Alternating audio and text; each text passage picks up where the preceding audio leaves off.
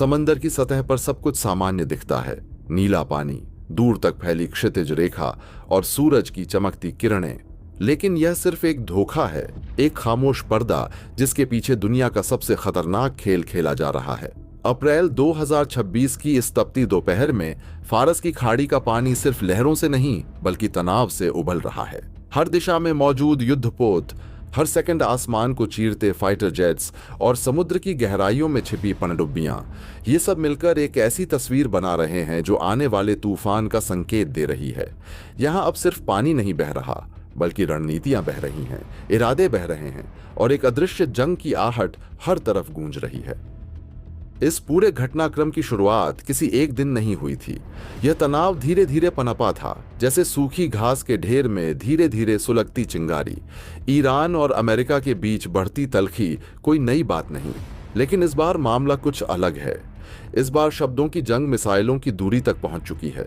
खाड़ी के पानी में अमेरिकी युद्धपोतों की मौजूदगी पहले भी रही है, लेकिन अब उनकी संख्या और उनकी गतिविधियां एक साफ संदेश दे रही हैं। तैयारी सिर्फ दिखावे की नहीं है। दूसरी तरफ ईरान ने भी अपने पत्ते खोलने शुरू कर दिए हैं। उसकी नौसेना के जहाज तेजी से अपनी स्थिति बदल रहे हैं, मिसाइल लॉन्चर सक्रिय हो चुके हैं और उसकी चेतावनियां अब सिर्फ बयान नहीं बल्कि कार्रवाई के संकेत बन चुकी हैं। हर गुजरते घंटे के साथ तनाव का स्तर बढ़ रहा है। सैटेलाइट तस्वीरें कुछ और ही कहानी बयां कर रही हैं, ऐसी हलचलें जो सामान्य नहीं होती। अचानक से बंदरगाहों पर बढ़ी गतिविधि, हवाई अड्डों से लगातार उड़ान भरते फाइटर जेट्स और संचार नेटवर्क में असामान्य चुप्पी, ये सब उस तूफान के संकेत हैं जो अभी आया नहीं है, लेकिन जिसकी आहट हर किसी को सुनाई दे रही है। दुनिया भर की खुफिया एजेंसियां अलर्ट पर हैं, लेकिन असली सवाल यह है कि क्या कोई इस टकराव को रोक पाएगा। और इसी बीच एक नाम बार बार सामने आ रहा है, भारत। हजारों किलोमीटर दूर होने के बावजूद भारत इस पूरे समीकरण में एक महत्वपूर्ण किरदार बन चुका है। इसकी वजह सिर्फ इसकी बढ़ती वैश्विक ताकत नहीं बल्कि इसकी रणनीतिक स्थिति और उसके फैसले हैं जो इस पूरे खेल की दिशा बदल सकते हैं। भारत के जहाज इस वक्त खाड़ी के आसपास मौजूद हैं, लेकिन उनकी भूमिका अभी तक पूरी तरह साफ नहीं है। क्या वे सिर्फ अपने नागरिकों की सुरक्षा के लिए वहां हैं या फिर किसी बड़े रणनीतिक खेल का हिस्सा हैं? दिलचस्प बात यह है कि भारत ने अब तक कोई स्पष्ट बयान नहीं दिया है। उसकी चुप्पी ही सबसे बड़ा रहस्य बन चुकी है।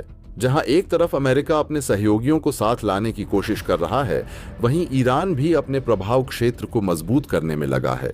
दोनों ही चाहते हैं कि भारत उनके पक्ष में खड़ा हो, लेकिन भारत जानता है कि एक गलत कदम उसे सीधे उस आग में झोंक सकता है जो पूरे क्षेत्र को जलाने के लिए तैयार है। खाड़ी का हर कोना अब निगरानी में है। ड्रोन आसमान में मंडरा रहे हैं, पनडुब्बियां गहराइयों में अपनी स्थिति बदल रही हैं,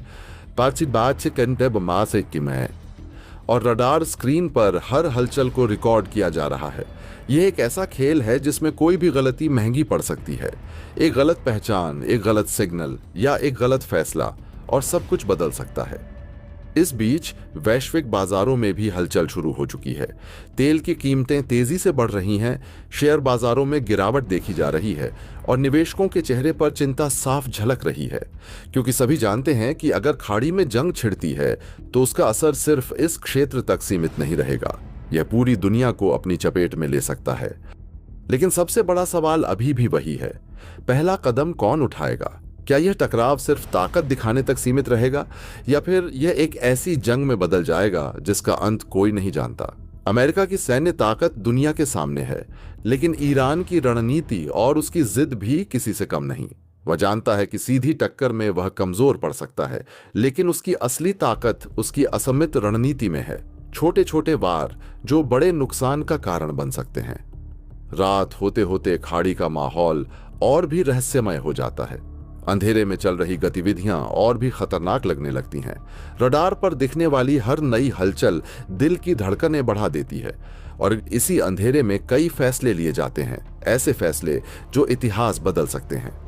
भारत की स्थिति इस पूरे खेल में सबसे दिलचस्प है। वह एक ऐसा खिलाड़ी है जो खुलकर मैदान में नहीं आया है, लेकिन जिसकी मौजूदगी हर किसी को महसूस हो रही है। उसकी नौसेना सतर्क है, उसकी वायुसेना तैयार है और उसकी सरकार हर पल हालात पर नजर रखे हुए है, लेकिन वह अभी भी इंतजार कर रहा है सही समय का, सही मौके का। क्या भारत इस टकराव को शांत करने की कोशिश करेगा या फिर वह भी किसी एक पक्ष के साथ खड़ा होगा? यह सवाल अब सिर्फ भारत का नहीं बल्कि पूरी दुनिया का बन चुका है, क्योंकि भारत का फैसला इस पूरे समीकरण को बदल सकता है। जैसे जैसे समय बीत रहा है, तनाव अपने चरम पर पहुंचता जा रहा है। हर नई खबर, हर नई हलचल और हर नया बयान इस आग में घी डालने का काम कर रहा है। और इसी बीच एक ऐसी घटना होती है जो सब कुछ बदल सकती है। खाड़ी में एक अज्ञात विस्फोट जिसकी गूंज दूर तक सुनाई देती है। यह विस्फोट किसने किया? क्या यह एक हादसा था या फिर किसी की सोची समझी चाल? इसका जवाब अभी किसी के पास नहीं है, लेकिन इतना तय है कि इसके बाद हालात और भी बिगड़ने वाले हैं। अब दुनिया की नजरें सिर्फ एक चीज पर टिकी हैं। अगला कदम क्या होगा? क्या यह विस्फोट उस चिंगारी का काम करेगा जो पूरे क्षेत्र को आग में झोंक देगी, या फिर यह आखिरी चेतावनी साबित होगी जिसके बाद सभी पक्ष पीछे हट जाएंगे? फारस की खाड़ी का पानी अब पहले जैसा शांत नहीं रहा। हर लहर के साथ एक अनिश्चितता जुड़ी हुई है, हर हवा के झोंके में एक डर छिपा हुआ है। और इस सब के बीच दुनिया एक ऐसे मोड़ पर खड़ी है जहां से आगे का रास्ता या तो शांति की ओर जाता है या फिर एक ऐसे टकराव की ओर जिसकी गूंज पीढ़ियों तक सुनाई देगी। और भारत वह अब भी चुप है, लेकिन उसकी यह चुप्पी ही सबसे बड़ा संकेत है कि खेल अभी खत्म नहीं हुआ, बल्कि असली खेल तो अब शुरू होने वाला है। अमेरिकी बैन के बीच ईरान के चाबहार पर भारत की नई चाल में हिस्सेदारी ट्रांसफर करने की तैयारी शुरू हो चुका है। दोस्तों, अमेरिकी प्रतिबंधों के बीच ईरान के चाबहार पोर्ट पर भारत ने ऐसी नई चाल चली है जिसने भू राजनीति में हलचल मचा दी है। क्या भारत अपनी हिस्सेदारी ट्रांसफर करने जा रहा है? क्या यह रणनीतिक मास्टर स्ट्रोक है या दबाव में लिया गया बड़ा फैसला? आखिर चाबहार पर ऐसा क्या हो रहा है जो अमेरिका, ईरान, चीन और भारत सबको बेचैन कर रहा है? आज की वीडियो में खुलेंगे इस बड़े खेल के सारे रहस्य, तो जुड़े वीडियो के अंत तक। अमेरिकी प्रतिबंधों और पश्चिम एशिया में बदलते भू राजनीतिक समीकरणों के बीच ईरान के चाबहार बंदरगाह को लेकर भारत की नई रणनीति ने अंतर्राष्ट्रीय गलियारों में हलचल पैदा कर दी है। लंबे समय से चाबहार सिर्फ एक बंदरगाह नहीं बल्कि भारत की रणनीतिक महत्वाकांक्षा का केंद्र माना जाता रहा है। लेकिन अब जो संकेत मिल रहे हैं वे सिर्फ निवेश या व्यापार से जुड़े नहीं बल्कि कहीं बड़े खेल की तरफ इशारा करते हैं। खबरें कहती हैं कि भारत चाबहार में अपनी हिस्सेदारी के ढांचे को ट्रांसफर या पुनर्गठित करने की तैयारी में है। सवाल उठ रहा है, क्या यह अमेरिकी दबाव से बचने की चाल है या फिर कोई ऐसा मास्टर स्ट्रोक जिसकी भनक अभी दुनिया को नहीं लगी? चाबहार का नाम आते ही दिमाग में पाकिस्तान के ग्वादर पोर्ट और चीन की बेल्ट एंड रोड रणनीति की तस्वीर उभरती है। भारत ने चाबहार को इसलिए चुना था ताकि पाकिस्तान को बाईपास कर अफगानिस्तान और मध्य एशिया तक सीधी पहुंच बनाई जा सके। लेकिन कहानी अब अचानक मोड़ लेती दिख रही है। अमेरिकी बैन और ईरान पर लगातार बढ़ते दबाव ने भारत को खुलकर कदम उठाने से रोका, लेकिन अब लगता है नई रणनीति उसी दबाव के बीच जन्म ले रही है। माना जा रहा है कि हिस्सेदारी ट्रांसफर का प्लान सिर्फ कागजी बदलाव नहीं बल्कि बड़ा सामरिक पुनर्संयोजन हो सकता है। दिलचस्प बात यह है कि यह पूरा घटनाक्रम बेहद खामोशी से आगे बढ़ रहा है। आधिकारिक स्तर पर ज्यादा कुछ नहीं कहा गया, लेकिन कूटनीतिक गलियारों में फुसफुसाहट तेज है। कुछ विशेषज्ञ मानते हैं भारत सीधे हिस्सेदारी रखने के बजाय किसी वैकल्पिक ढांचे, संभवतः किसी साझेदार इकाई या विशेष तंत्र के जरिए अपनी मौजूदगी बरकरार रखने की तैयारी कर रहा है। यह ऐसा कदम हो सकता है जिससे अमेरिकी प्रतिबंधों के कानूनी जाल से बचते हुए भारत अपनी पकड़ भी न छोड़े। सवाल यह भी है कि अचानक अभी क्यों? जवाब शायद पश्चिम एशिया की नई उथल पुथल में छिपा है। ईरान पर दबाव, रूस ईरान नजदीकी, चीन की बढ़ती सक्रियता और भारत के लिए उभरते लॉजिस्टिक अवसर, इन सब के बीच चाबहार सिर्फ बंदरगाह नहीं, एक रणनीतिक हथियार बन चुका है। और जब हथियार की बात हो तो चालें खुलकर नहीं चली जाती, उन्हें परतों में छुपाया जाता है। सूत्रों के मुताबिक हिस्सेदारी ट्रांसफर की चर्चा का मतलब भारत पीछे हट रहा है, ऐसा मानना जल्दबाजी होगी। उल्टा कई विश्लेषक इसे रिट्रीट के बहाने एडवांस कह रहे हैं, यानी दिखेगा पीछे हटना, लेकिन असल में नियंत्रण का नया मॉडल बनेगा। इतिहास गवाह है, बड़ी ताकतें कई बार सीधे कब्जे के बजाय अप्रत्यक्ष नियंत्रण चुनती हैं। क्या भारत भी अब वही फार्मूला आजमा रहा है? चाबहार की अहमियत समझनी हो तो नक्शे पर नजर डालिए। अरब सागर के किनारे यह बंदरगाह भारत को ऐसे व्यापारिक और सामरिक रास्ते देता है जो पाकिस्तान और चीन दोनों के समीकरण बिगाड़ सकते हैं। यही वजह है कि इस बंदरगाह को लेकर हर छोटी खबर बड़े भू राजनीतिक संकेत बन जाती है। अब अगर भारत अपनी हिस्सेदारी संरचना बदलता है तो उसका असर सिर्फ ईरान या अमेरिका तक सीमित नहीं रहेगा। बीजिंग, इस्लामाबाद और मॉस्को तक इसकी गूंज जाएगी। कुछ जानकार मानते हैं कि यह ट्रांसफर किसी मित्र देश या विशेष कॉरपोरेट तंत्र के जरिए हो सकता है ताकि भारत तकनीकी रूप से पीछे दिखे लेकिन रणनीतिक रूप से मौजूद रहे। यही इस कहानी का सबसे रहस्यमयी हिस्सा है। आखिर अगर भारत बाहर निकलना चाहता तो तैयारी फानी हिस्सेदारी ट्रांसफर की नहीं बल्कि निकासी की होती। शब्दों का यह फर्क ही सबसे बड़ा संकेत माना जा रहा है और यहीं सस्पेंस गहराता है। क्या यह कदम अमेरिकी प्रतिबंधों से बचने का कवच है या भारत किसी बड़े बहुपक्षीय गलियारे जैसे international north south transport corridor को नई ऊर्जा देने वाला है? कुछ रिपोर्टें कहती हैं चाबहार को लेकर नई व्यवस्था रूस और मध्य एशिया कनेक्टिविटी से भी जुड़ सकती है। अगर ऐसा है तो यह सिर्फ बंदरगाह डील नहीं, एक नई भू राजनीतिक धुरी की शुरुआत हो सकती है। दिल्ली की रणनीति अक्सर शोर से नहीं संकेतों से चलती है। चाबहार पर मौजूदा हलचल भी वैसी ही लगती है। पहले निवेश, फिर धीमी प्रगति, फिर अमेरिकी दबाव और अब हिस्सेदारी ट्रांसफर की तैयारी। ये घटनाएं अगर जोड़ी जाएं तो तस्वीर साधारण नहीं दिखती। कई लोगों को याद है कि जब दुनिया ग्वादर पर फोकस कर रही थी, भारत ने चाबहार पर दांव लगाकर अलग रास्ता चुना था। क्या अब दूसरा बड़ा दांव लगाया जा रहा है? कुछ विश्लेषकों का कहना है कि भारत संभवतः अपनी हिस्सेदारी किसी ऐसी संरचना में बदल सकता है जो औपचारिक स्वामित्व कम और परिचालन प्रभाव ज्यादा दे। अगर ऐसा हुआ तो भारत निवेशक से कहीं ज्यादा सिस्टम आर्किटेक्ट बन सकता है। ये सुनने में तकनीकी लगता है लेकिन असर बहुत गहरा हो सकता है, क्योंकि जो रास्ते नियंत्रित करता है वही व्यापार और रणनीति दोनों नियंत्रित करता है।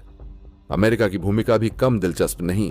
वॉशिंगटन ने कई बार ईरान पर सख्ती दिखाई, लेकिन चाबहार को कभी कभी अपवाद के तौर पर देखा गया क्योंकि यह अफगानिस्तान कनेक्टिविटी से जुड़ा था। मगर हालात बदले हैं। ऐसे में भारत शायद कोई ऐसी संरचना बना रहा हो जो भविष्य के संभावित प्रतिबंधों से पहले सुरक्षा कवच तैयार कर दे।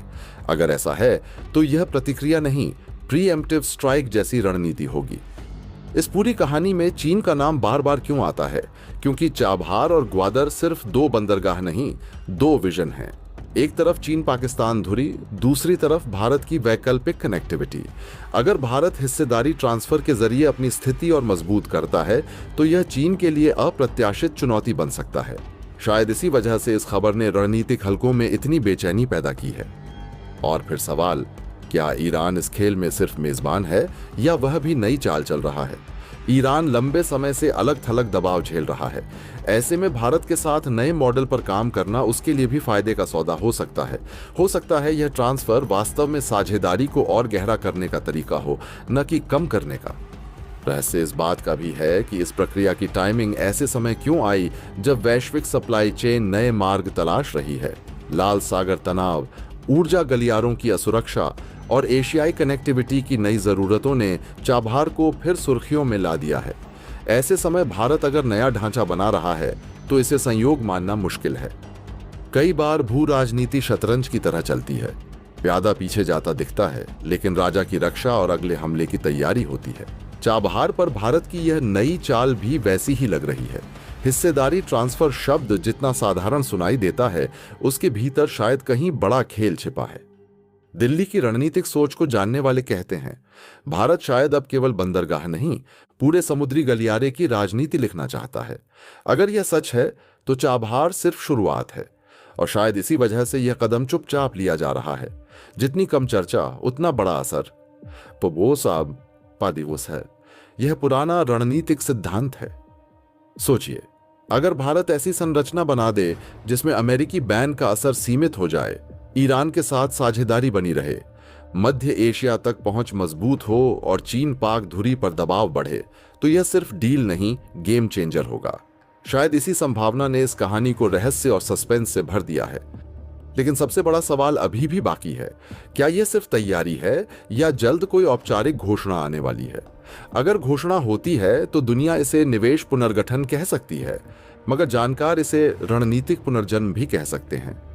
और यहीं कहानी का सबसे रोमांचक हिस्सा शुरू होता है, क्योंकि कई बार असली चाल वही होती है जो दिखती कुछ और है, होती कुछ और। चाबहार पर भारत की यह नई चाल भी शायद वैसी ही है। ऊपर से हिस्सेदारी ट्रांसफर, भीतर से शक्ति संतुलन बदलने की तैयारी। अभी पर्दा पूरी तरह उठा नहीं है, लेकिन जो संकेत मिल रहे हैं वे बताते हैं कि भारत सिर्फ दबाव झेल नहीं रहा, जवाब भी गढ़ रहा है। और अगर यह दांव सफल हुआ तो चाबहार बंदरगाह आने वाले वर्षों में सिर्फ व्यापारिक केंद्र नहीं, भारत की सबसे बड़ी रणनीतिक जीत के रूप में देखा जा सकता है।